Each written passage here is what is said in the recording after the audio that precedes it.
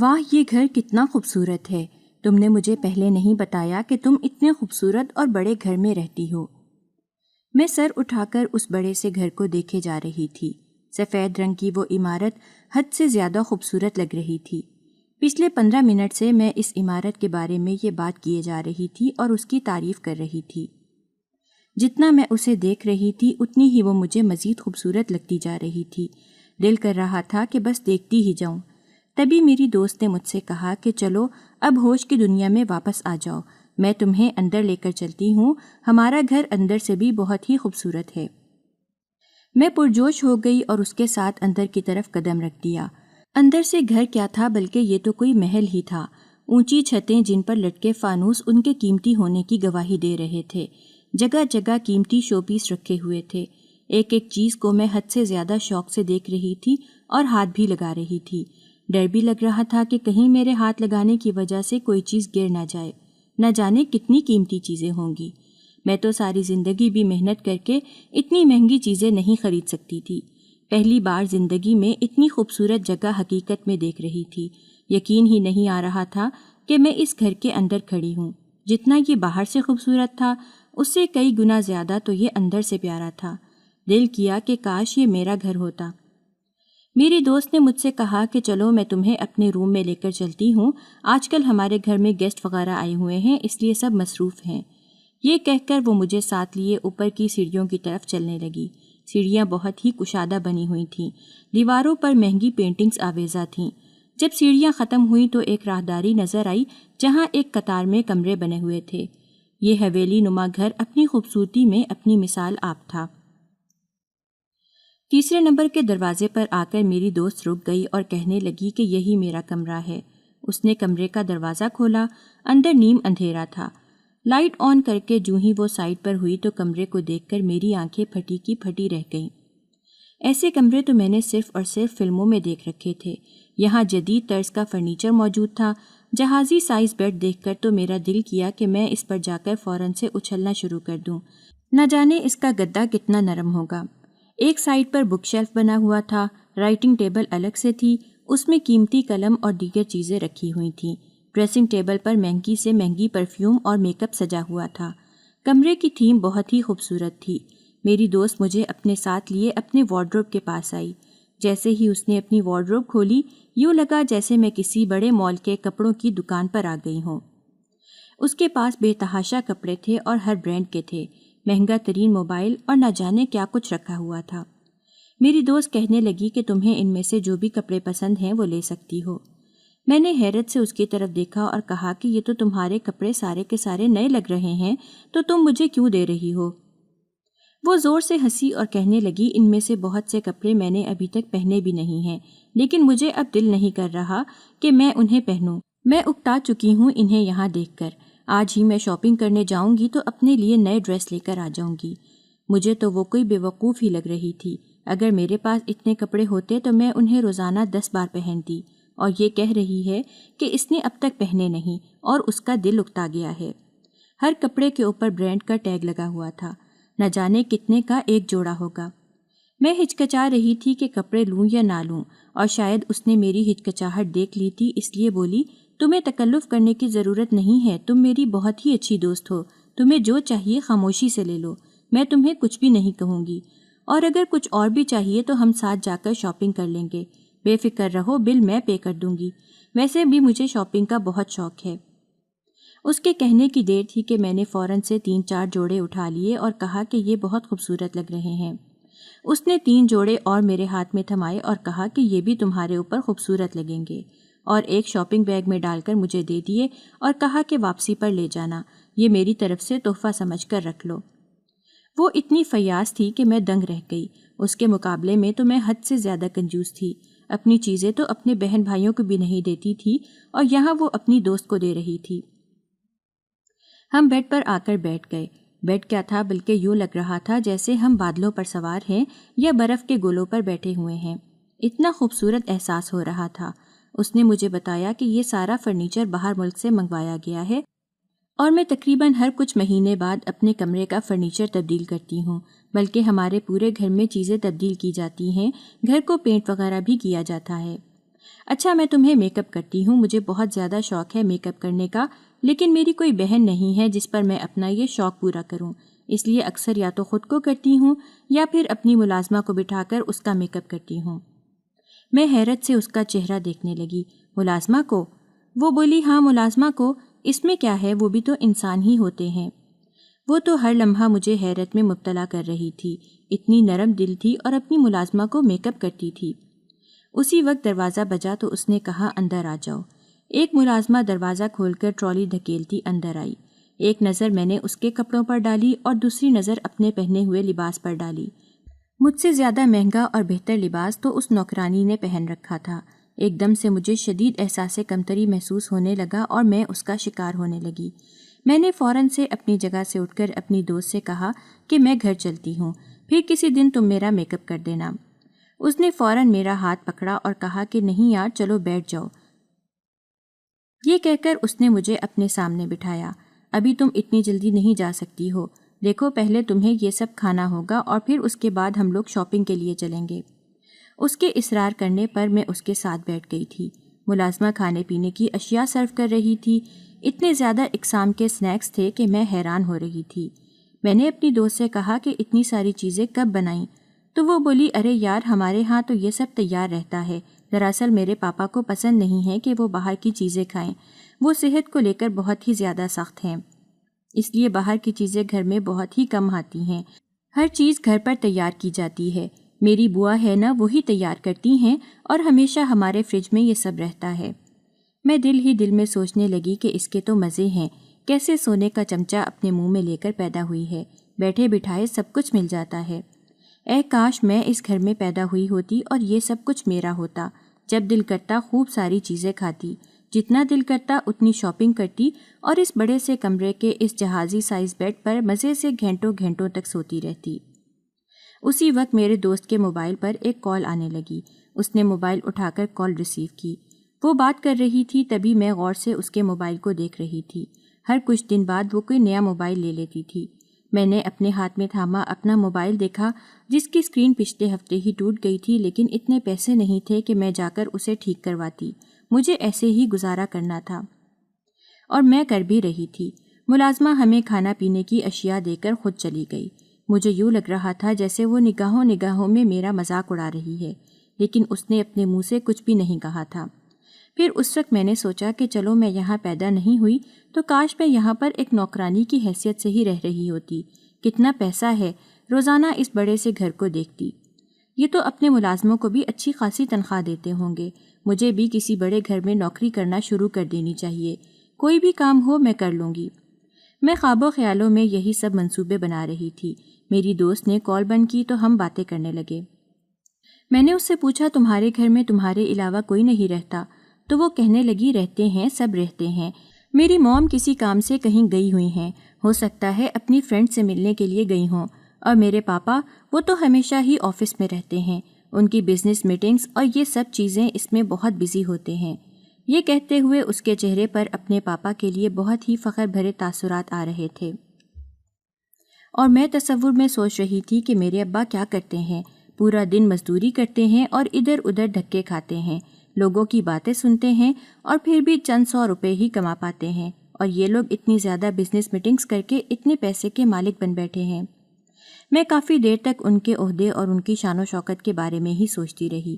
پھر ایک پل کو میرے دماغ میں خیال آیا کہ اتنی بڑی دولت رکھنے والے کی اکلوتی بیٹی میری بہت ہی اچھی سہیلی بن چکی ہے، کیوں نہ اس کا فائدہ اٹھاؤں، کسی نہ کسی بہانے تو مجھے اس کی طرف سے کوئی نہ کوئی تحفہ تو ملتا ہی رہے گا۔ ویسے بھی ان امیر زادیوں کو اپنے پیسے دکھانے کا بہت شوق ہوتا ہے۔ میں اس کے بارے میں کچھ بھی سوچے جا رہی تھی، یہ سمجھے بنا کہ وہ ایک اچھی فطرت کی لڑکی ہے۔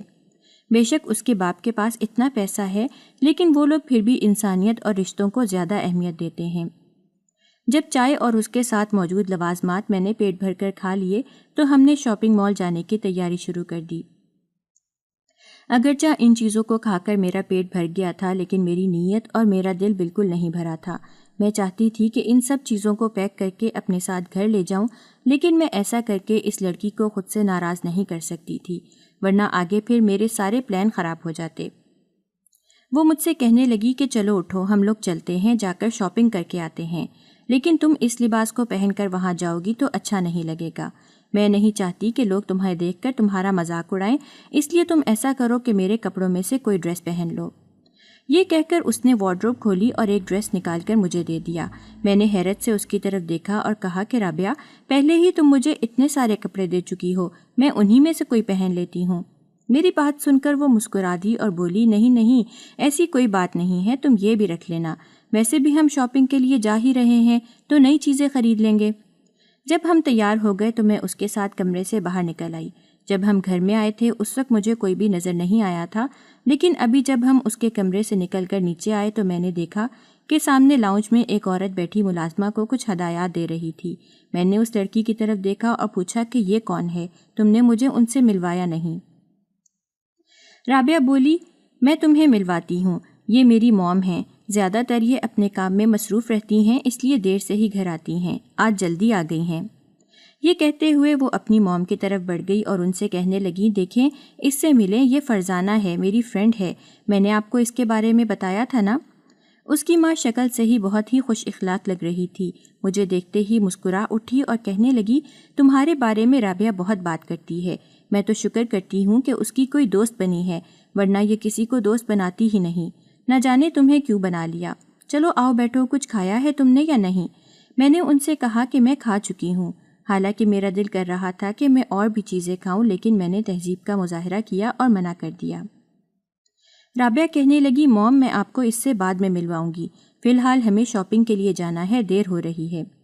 اس کی موم نے کہا کہ ٹھیک ہے، دھیان سے جانا اور خود ڈرائیو مت کرنا، ڈرائیور باہر ہے، اس سے کہنا وہ تمہیں لے جائے۔ اپنی ماں کی بات سن کر اس نے ہاں میں سر ہلایا اور مجھے ساتھ لیے باہر گیراج میں چلی آئی۔ وہاں بہت ہی مہنگی گاڑیاں کھڑی تھیں۔ بلو رنگ کی ایک گاڑی کے پاس آ کر وہ رک گئی۔ فوراً سے ڈرائیور بھاگتا ہوا اور آیا اور کہا کہ میڈم جی، آپ نے کہاں جانا ہے، میں چھوڑ دیتا ہوں۔ رابعہ نے اس سے کہا کہ ہمیں شاپنگ مال جانا ہے۔ یہ کہہ کر وہ مجھے ساتھ لیے گاڑی میں بیٹھ گئی۔ یہ دوسری بار تھا کہ جب میں اتنی مہنگی گاڑی میں بیٹھ رہی تھی۔ صبح بھی وہ مجھے اسی گاڑی میں لے کر آئی تھی۔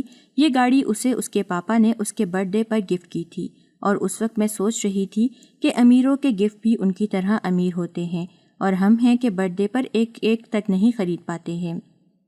ڈرائیور نے گاڑی باہر نکالی، مین روڈ پر لایا اور اس کا رخ شاپنگ مال کی طرف کر دیا۔ تھوڑی دیر بعد ہم اپنے مطلوبہ شاپنگ مال میں پہنچ چکے تھے۔ ہم دونوں گاڑی سے اترے اور میں نے سر اٹھا کر شاپنگ مال کی اونچی عمارت کو دیکھا۔ یہ شہر کا سب سے بڑا شاپنگ مال تھا۔ یہاں پر برانڈز کی چیزیں ملتی تھیں اور انتہا سے بھی زیادہ مہنگی چیزیں۔ میں نے کبھی اس شاپنگ مال میں قدم نہیں رکھا تھا۔ آج پہلی بار اپنی دوست کی بدولت یہاں پر جانے والی تھی اور شاپنگ بھی کرنے والی تھی۔ میں رابعہ کے ساتھ اندر آئی تو دیکھا بڑی بڑی دکانیں اندر سے چمک رہی تھیں۔ شیشے کی گلاس وال سے سب نظر آ رہا تھا۔ مہنگے ترین کپڑے ڈمی پر سجائے گئے تھے، انتہائی خوبصورت چیزیں تھیں۔ دل تو کر رہا تھا کہ پوری کی پوری دکان خرید لوں، لیکن ایسا کرنا ممکن نہیں تھا۔ مجھے تمیز کے دائرے میں رہ کر چیزیں لینی تھیں، ورنہ وہ مجھے کہیں پیسوں کا لالچی نہ سمجھ لے۔ میں یہی سوچ کر اپنے آپ کو قابو میں رکھ رہی تھی کہ کہیں مجھ سے کوئی غلط حرکت سرزد نہ ہو جائے، میرا لالچی پن اس کے سامنے نہ آ جائے۔ وہ میرے ساتھ ایک دکان میں داخل ہوئی اور مہنگے ترین ڈریس کو اٹھا کر دیکھتی، ہر ڈریس کو شیشے میں اپنے ساتھ لگا کر دیکھتی اور پھر ٹرائل روم میں جا کر ٹرائی کرتی۔ کتنے گھنٹے ہو چکے تھے اسے یہ کرتے ہوئے، ایسے لگ رہا تھا جیسے وہ کوئی ماڈل ہے۔ کافی دیر بعد جا کر اسے کوئی ڈریس پسند آیا۔ اس کی قیمت سن کر تو میرے ہوش اڑ گئے، اور پھر اس نے مجھ سے کہا کہ تم بھی ایک دو ڈریس خرید لو۔ یہ کہہ کر اس نے مجھے کئی سارے ڈریس تھمائے اور کہا کہ انہیں ٹرائی کر کے آؤ، جو تم پر اچھا لگے گا ہم اسے خرید لیں گے۔ اور پھر 2-3 ڈریس اس نے میرے لیے بھی خریدے۔ پھر مجھے ساتھ لیے وہ میک اپ کی شاپ پر آ گئی۔ وہاں بھی اس نے میرے لیے الگ سے میک اپ خریدا اور اپنے لیے الگ سے۔ حالانکہ ابھی کچھ دیر پہلے جب میں اس کے گھر میں تھی تب میں نے اس کی ڈریسنگ ٹیبل پر نیا میک اپ دیکھا تھا، لیکن اب وہ پھر سے خرید رہی تھی، اور بھی نہ جانے کیا کچھ خرید کر اس نے مجھے بھی سب لے کر دیا۔ وہ جو کچھ اپنے لیے خرید رہی تھی وہی سب کچھ میرے لیے بھی خرید رہی تھی۔ شام ہوئی تو میں نے اس سے کہا کہ اب میں گھر جانا چاہتی ہوں، اماں ناراض ہو جائیں گی کہ اتنی دیر کہاں تھی۔ پہلے تو وہ نہیں مانی اور کہنے لگی چلو کچھ کھاتے ہیں اس کے بعد جانا، مگر میں نے اس سے کہا کہ نہیں یار، میرے پاس وقت نہیں ہے، اماں مجھے خوب ڈانٹیں گی، تم انہیں نہیں جانتی ہو، انہیں غصہ بہت جلدی آتا ہے، میرا جانا بہت ضروری ہے۔ رابعہ بولی ٹھیک ہے، پہلے ہم کچھ کھانے کی چیزیں لے لیتے ہیں، تم گھر جا کر کھا لینا۔ میرا ڈرائیور اور میں تمہیں ڈراپ کر دیں گے۔ شاپنگ مال میں ہی ایک فوڈ کورٹ بنا ہوا تھا۔ اس نے وہاں سے بہت سی چیزیں پیک کروائیں اور ایک شاپر مجھے تھما دیا جس میں برگر، چپس اور نہ جانے کیا کچھ تھا۔ میں نے اس کا شکریہ ادا کیا اور اس کے ساتھ اس کی گاڑی میں بیٹھ گئی۔ میں اس کے ساتھ اپنے گھر جا تو رہی تھی، لیکن بار بار ایک خیال آ رہا تھا کہ میرے محلے کی گلیاں اتنی تنگ تھیں کہ اس کی یہ مہنگی گاڑی وہاں نہیں جا سکتی تھی۔ اس لیے بس اسٹاپ کے پاس پہنچ کر میں نے اسے رکنے کو کہہ دیا کہ اس سے آگے میں چلی جاؤں گی۔ وہ ناراض ہوئی اور بولی، تم مجھے اپنا گھر کیوں نہیں دکھانا چاہتی ہو؟ مجھے بہت شوق ہے تمہارے گھر والوں سے ملنے کا۔ چلو میں تمہارے گھر کے سامنے ڈراپ کرتی ہوں۔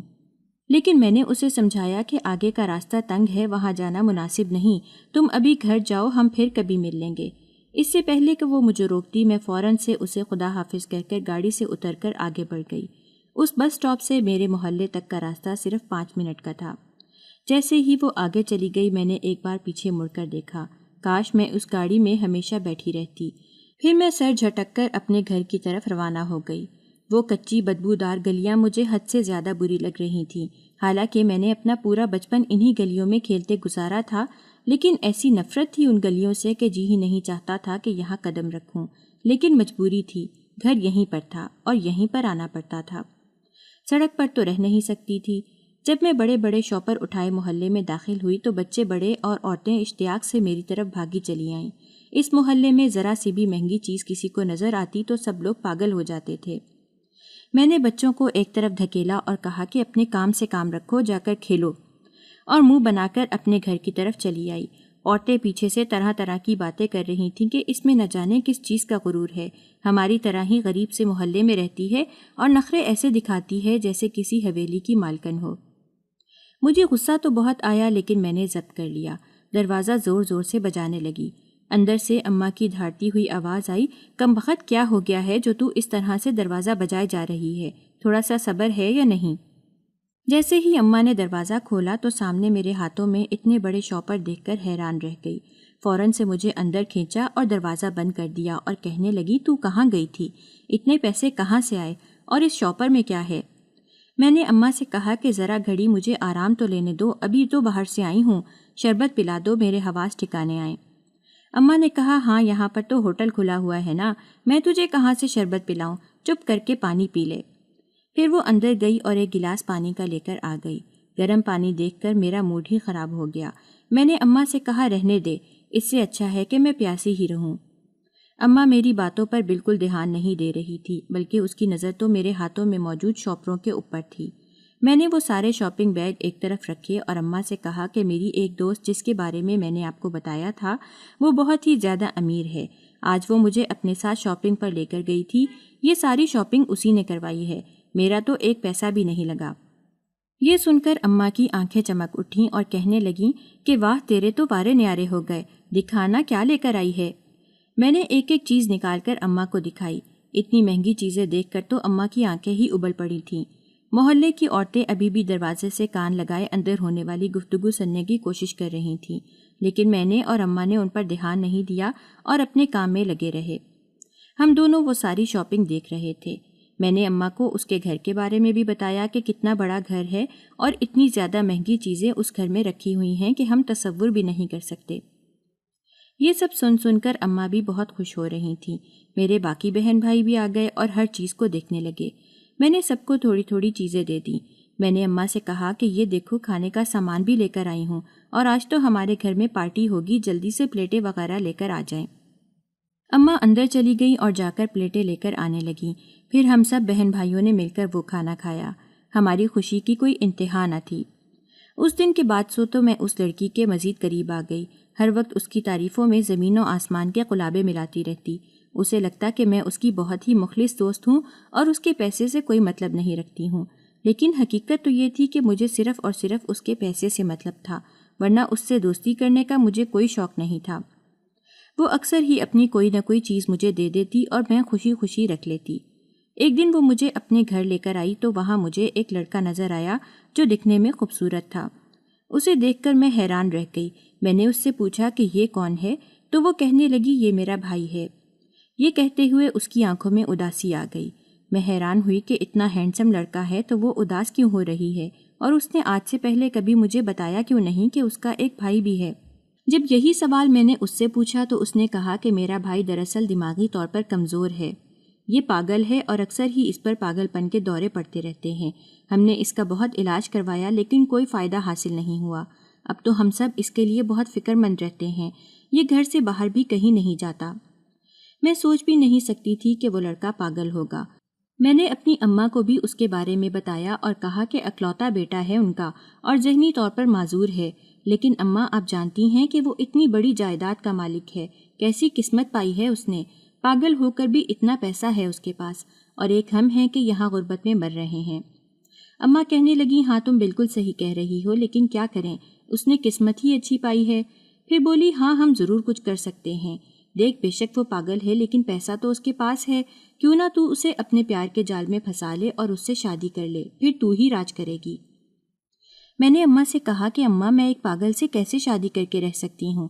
اماں بولیں چھوڑ نہ، تجھے کون کہہ رہا ہے اس کے بارے میں سوچ، تو بس اس دولت کے بارے میں سوچ جو اس سے شادی کرنے کے بعد تیری ہو جائے گی، ہم سب کی زندگی بالکل ہی بدل جائے گی۔ اماں کی باتوں پر میں سوچ میں پڑ گئی، وہ کہہ تو بالکل صحیح رہی تھیں، اگر میں اس پاگل سے پیار کا ناٹک کروں تو میری دوست بنا کچھ سوچے سمجھے میری شادی اس سے کروا دے گی اور یوں میں اتنی بڑی دولت کی اکیلی مالک بن جاؤں گی۔ یہ خیال برا نہیں، اچھا تھا، میں کر سکتی تھی۔ میرے اندر کا لالچی پن پوری طرح سے باہر آ گیا۔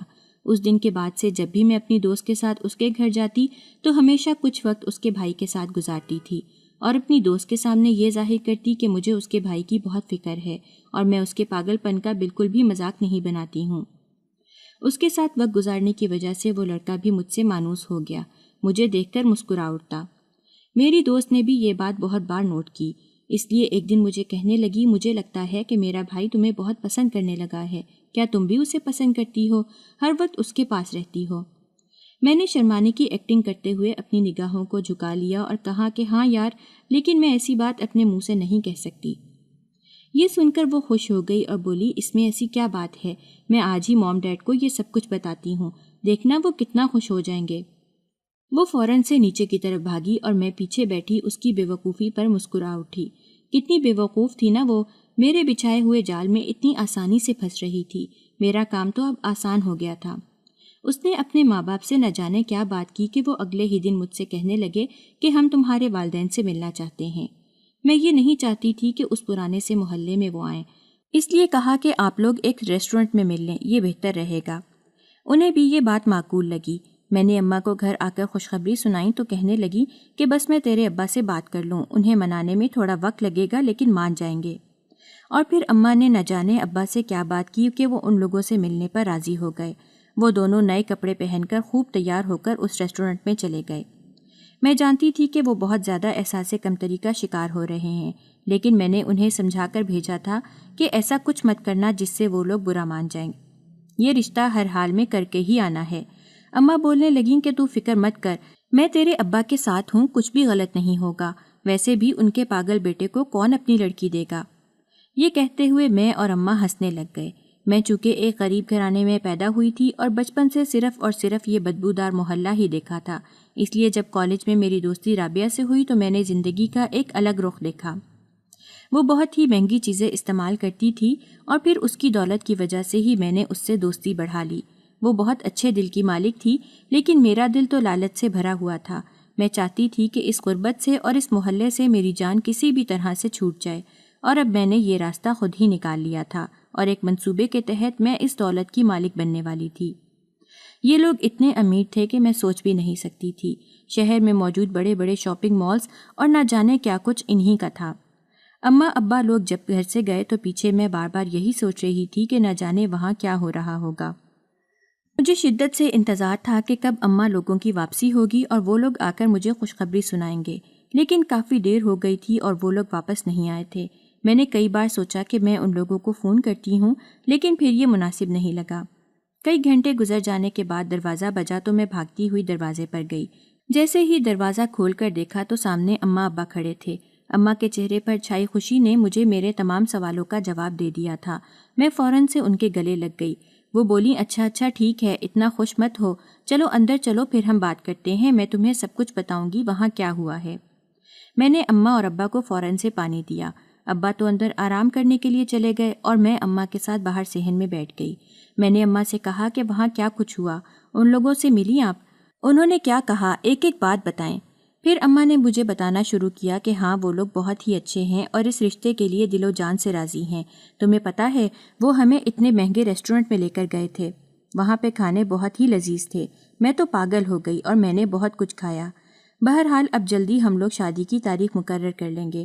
ان لوگوں کا کہنا ہے کہ شادی کے سارے خرچے وہ لوگ خود اٹھائیں گے اور ساری تیاریاں بھی خود ہی کریں گے۔ تم بس ان کے ساتھ جا کر اپنی ساری شاپنگ کر لینا، ہمارے لیے بھی چیزیں خریدیں گے وہ لوگ۔ میری اور اماں کی خوشی کی کوئی انتہا نہ تھی۔ اماں نے اگلے دن ہی پورے محلے میں اس خبر کو پھیلا دیا اور کہا کہ میری بیٹی کی شادی بہت ہی امیر گھرانے میں ہونے والی ہے۔ یہاں کسی کا بھی اتنا اچھا نصیب نہیں ہے، اور دیکھو میری بیٹی کا نصیب کتنا اچھا ہے۔ لوگوں کے سامنے بیٹھ کر وہ بڑھا چڑھا کر ہر چیز کو بتاتی اور لوگ ان سے مروب ہو جاتے۔ پورے محلے میں میرے ہونے والے سسرالیوں کی دھاک بیٹھ چکی تھی۔ اماں نے پورے محلے کو شادی میں بلایا تھا تاکہ سب اپنی آنکھوں سے یہ سب دیکھ لیں۔ شادی بہت ہی بڑے پیمانے پر کی گئی تھی۔ میں نے لاکھوں کا جوڑا خریدا تھا جس کے پیسے میرے سسرال والوں نے ہی دیے تھے۔ ولیمے اور شادی دونوں کا جوڑا میں نے بہت ہی مہنگا خریدا تھا۔ میرے گھر والوں کی شاپنگ بھی انہی کے پیسوں سے ہوئی تھی۔ شہر کے سب سے مہنگے بیوٹی پارلر میں تیار ہوئی۔ میں جانتی تھی کہ میں ایک پاگل انسان سے شادی کر رہی ہوں اور مجھے اس میں کسی قسم کی کوئی دلچسپی بھی نہیں تھی، لیکن مجھے دولت مل رہی تھی اور مجھے اس میں حد سے زیادہ دلچسپی تھی۔ میری ساس نے شادی میں مجھے ڈائمنڈ کا سیٹ دیا تھا۔ ڈائمنڈ دیکھ کر تو میری حالت غیر ہو گئی۔ اب تو یہ سب کچھ میرا ہی تھا۔ میں نے خود کو اطمینان دلایا۔ رخصت ہو کر جب میں ان کے گھر آئی تو گھر کا سب سے خوبصورت کمرہ مجھے دیا گیا۔ بہت بڑا سا کمرہ تھا اور ویسا ہی جہازی سائز بیڈ تھا جیسا رابعہ کے کمرے میں تھا۔ کمرہ بہت ہی زیادہ بیش قیمت فرنیچر سے سجایا گیا تھا اور یہاں مہنگی مہنگی پینٹنگز لگائی ہوئی تھیں۔ ایک ایک پینٹنگ کی قیمت لاکھوں میں تھی۔ میں بیڈ کے بیچوں بیچ جا کر بیٹھ گئی، نرم گداز سا گدا جہاں اب میں روزانہ سوؤں گی۔ میری خوشی کی کوئی انتہا نہ تھی۔ میرے سامنے ڈریسنگ ٹیبل پر مہنگے ترین پرفیومز کے ساتھ مہنگا میک اپ رکھا ہوا تھا۔ یہی تو مجھے چاہیے تھا۔ یہ سب کچھ اب میرا تھا۔ بہت زیادہ کپڑے، جوتے، ہر چیز اب میری تھی۔ تھوڑی دیر بعد میرا شوہر اندر آیا تو میرا موڈ خراب ہو گیا۔ میں نے اس کی طرف نگاہ اٹھا کر دیکھا بھی نہیں۔ مجھے اس میں کوئی دلچسپی نہیں تھی۔ وہ ایک طرف آ کر لیٹ گیا۔ ویسے بھی وہ پاگل تھا اور کر بھی کہہ سکتا تھا۔ میں نے اٹھ کر اپنے کپڑے وغیرہ تبدیل کیے اور آ کر بستر پر لیٹ گئی۔ خوشی کے مارے پوری رات مجھے نیند نہ آئی۔ 2 دن بعد میرا ولیمہ تھا۔ ولیمہ بھی بہت ہی شاندار کیا گیا تھا۔ شادی کے بعد میری ساس نے کہا کہ اب تم لوگ کہیں گھومنے کے لیے چلے جاؤ، جہاں جانا چاہتے ہو بتا دو، ہم ٹکٹ بک کروا دیں گے۔ یہ سن کر میرا حلق تک کڑوا ہو گیا کہ اب کیا میں اس پاگل کے ساتھ ہنی مون منانے جاؤں گی؟ لیکن پھر مجھے جانا ہی پڑا۔ انکار کرتی تو وہ برا مان جاتے۔ وہاں میں اپنے شوہر کو کمرے میں چھوڑ کر پورا دن گھومتی رہتی اور چیزیں خریدتی۔ جب ہم واپس آئے تو میری ساس اور سسر نے کہا کہ اب ہم دونوں باہر ملک میں شفٹ ہو رہے ہیں، ہماری بیٹی بھی وہیں پر رہے گی۔ ہم چاہتے ہیں کہ تم یہاں پر رہ کر ہمارے بیٹے کا دھیان رکھو، کمپنی وغیرہ کی فکر مت کرنا، مینیجر سب دیکھ لے گا۔ یہ سن کر میں نے سکھ کا سانس لیا۔ شکر ہے یہ لوگ چلے جائیں گے، میں اپنی مرضی سے جی سکوں گی۔ جب وہ لوگ چلے گئے تو میں نے گھر پر اپنی مرضی چلانا شروع کر دی، دولت پر راج کرنا شروع کر دیا۔ مینیجر سے مل کر اسے اپنے ساتھ کر لیا اور پیسے ہڑپنا شروع کر دیے۔ بہت سے پیسے میں اپنے گھر والوں کو بھیج دیتی۔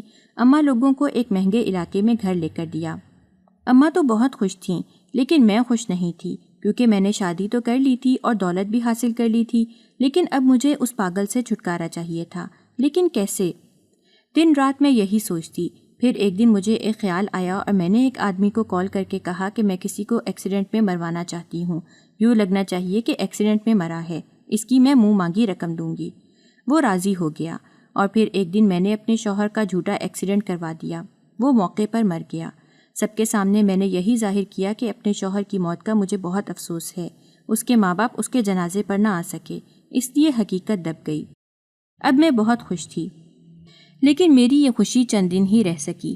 میں روزانہ لوگوں کو دکھانے کے لیے کہ میں اپنے شوہر سے بہت محبت کرتی ہوں، روزانہ اس کی قبر پر جا کر رونے کا جھوٹا ناٹک کرتی۔ ایک دن میں قبر پر بیٹھ کر رو رہی تھی کہ اچانک سے مجھے قبر سے ایک عجیب سی آواز سنائی دی۔ کوئی کہہ رہا تھا کہ میں بہت محبت کرتا ہوں تم سے۔ یہ سن کر تو میں فوراً سے ڈر گئی اور ادھر ادھر دیکھا۔ قبرستان خالی تھا، میرے علاوہ وہاں کوئی بھی نہیں تھا، تو آخر اس وقت آواز کہاں سے آ رہی تھی؟ پھر مجھے سمجھ آئی کہ یہ آواز تو قبر سے آ رہی ہے۔ میں فوراً سے خوفزدہ ہو کر الٹے قدموں قبرستان سے باہر نکل آئی۔ اس دن کے بعد سے میں نے اس کی قبر پر جانا ہی چھوڑ دیا اور اس واقعے کو بھول گئی، کسی سے بھی اس بات کا ذکر نہ کیا۔ میں نے ایک طرح سے پورے بزنس پر قبضہ کر لیا تھا۔ میں پیسے کو خوب اڑاتی، اس بات کی کوئی پرواہ نہیں تھی کہ میں محنت سے کھڑی کی گئی اس بزنس کو تباہ و برباد کر رہی ہوں۔ میرے شوہر کی موت کو اور اس واقعے کو تقریباً 2 ماہ ہو چکے تھے۔ میں نے تو عدت بھی نہیں کی تھی، بلکہ اس چیز سے بھی غفلت برت لی۔ لوگ طرح طرح کی باتیں کرتے لیکن مجھے کوئی پرواہ نہیں تھی۔ میں اکثر ہی پارٹیز میں جاتی۔ اس رات بھی میں ایک پارٹی میں گئی، خوب ڈانس کیا، اور جب آدھی رات سے زیادہ کا وقت ہو گیا تو اپنی گاڑی نکال کر گھر کی طرف چلی آئی۔ رات ہونے کی وجہ سے سڑکیں خالی تھیں۔ میں بہت ہی تیز ڈرائیونگ کر رہی تھی۔ آس پاس کا کوئی ہوش نہیں تھا۔ ابھی آدھے راستے میں ہی پہنچی تھی کہ اچانک سے میرے سامنے ایک ٹرک آ گیا۔ میں نے فوراً سے بریک لگایا۔ میری گاڑی تیزی سے ایک پیڑ سے جا کر ٹکرائی اور میرا سر اسٹیئرنگ پر لگا۔ تھوڑی دیر تک تو مجھے کچھ سمجھ نہیں آیا، لیکن شکر ہے کہ بڑا ایکسیڈنٹ نہیں ہوا تھا۔ میں فوراً سے اپنی گاڑی سے باہر نکلی۔ سامنے ٹرک کا ڈرائیور کھڑا مجھے عجیب نظروں سے گھور رہا تھا۔ اندھیرا ہونے کی وجہ سے مجھے اس کا چہرہ صاف نظر نہیں آ رہا تھا۔ وہ میرے قریب آیا اور میرے منہ پر رومال رکھ کر مجھے اپنے ساتھ لے گیا۔ میں چلاتی رہی لیکن کسی نے نہیں سنا۔ تھوڑی دیر میں بے ہوش ہو گئی۔ جب آنکھ کھلی تو دیکھا کہ میں اپنے کمرے میں تھی۔ پہلے تو مجھے کچھ سمجھ نہیں آیا، یوں لگا کہ میں کوئی خواب دیکھ رہی ہوں، لیکن پھر جو ہی میں نے آنکھیں پوری کھولیں تو دیکھا سامنے صوفے پر کوئی بیٹھا تھا۔ چہرہ جانا پہچانا لگ رہا تھا، اور پھر جیسے ہی مجھے سمجھ آیا کہ یہ کون ہے تو میں چلاتے ہوئے کمرے سے باہر نکل آئی۔ باہر ہی میرے ساس اور سسر بیٹھے تھے۔ وہ شدید غصے میں تھے۔ میں نے ڈرتے ڈرتے کمرے کی طرف دیکھا جہاں وہ بیٹھا تھا۔ تھوڑی دیر بعد دروازہ کھلا اور وہ باہر آیا۔ وہ میرا شوہر ہی تھا۔ اسے تو میں نے مروا دیا تھا، تو یہ زندہ کیسے؟ میں حیران تھی۔ اسی وقت میری دوست بھی وہیں آ گئی اور کہنے لگی کہ یہ سب ہمارا کھیل تھا، تمہاری اصلیت جاننے کے لیے۔ دراصل جب تم پہلے دن میرے گھر آئی تھی تو میرے بھائی نے تمہیں دیکھا اور پسند کر لیا، لیکن وہ جاننا چاہتا تھا کہ تم اس کے ساتھ ہر حال میں گزارا کر سکتی ہو یا نہیں، اس لیے اس نے پاگل ہونے کا ناٹک کیا۔ تمہیں لگ رہا تھا کہ وہ پاگل ہے، لیکن دراصل وہ پاگل نہیں تھا۔ جب تم نے کہا تھا کہ تم میرے پاگل بھائی سے شادی کرو گی تو ہم خوش ہو گئے کہ تم واقعی میں اس سے محبت کرتی ہو۔ یہ تمہیں جلدی حقیقت بتانے والا تھا، لیکن شادی کے دوسرے دن ہی اسے تم پر شک ہو گیا، اور پھر پلان کے مطابق ہم لوگ اس گھر سے چلے گئے۔ ہم لوگ ملک سے باہر نہیں تھے بلکہ ادھر ہی تھے، اور وہ مینیجر جسے تم پھنسانا چاہتی تھی اور اپنے ساتھ ملا کر پیسے ہڑپنا چاہتی تھی، وہ دراصل ہمارا ہی بندہ تھا۔ تمہیں ہم سب نے بیوقوف بنایا اور آج تمہاری اصلیت ہمارے سامنے آ ہی گئی ہے۔ وہ ایکسیڈنٹ بھی بالکل جھوٹا تھا، سب کچھ جھوٹ تھا۔ میرا شوہر سامنے کھڑا مجھے دیکھ رہا تھا اور کہنے لگا کہ تم انتہا سے زیادہ خود غرض لڑکی ہو، شکر ہے تمہاری اصلیت ہمارے سامنے کھل گئی ہے، نکل جاؤ یہاں سے، میں تمہیں طلاق دے رہا ہوں، دوبارہ میری نظروں کے سامنے مت آنا۔ یہ کہہ کر ان سب نے مجھے دھکے مار کر گھر سے نکال دیا۔ اب میں سڑک پر آ چکی تھی۔ ان لوگوں نے اماں کو جو میں نے گھر دیا تھا وہ بھی خالی کروا دیا تھا۔ اب ہم سب لوگ واپس اس گندے اور بدبودار محلے میں آ کر بس گئے۔ سب لوگ ہماری طرف دیکھ رہے تھے اور ہنس رہے تھے۔ اب ہماری یہی زندگی تھی۔ مجھے باقی کی زندگی اسی بدبودار محلے میں گزارنی تھی۔ میرے لالچ کا یہی انجام ہونا تھا۔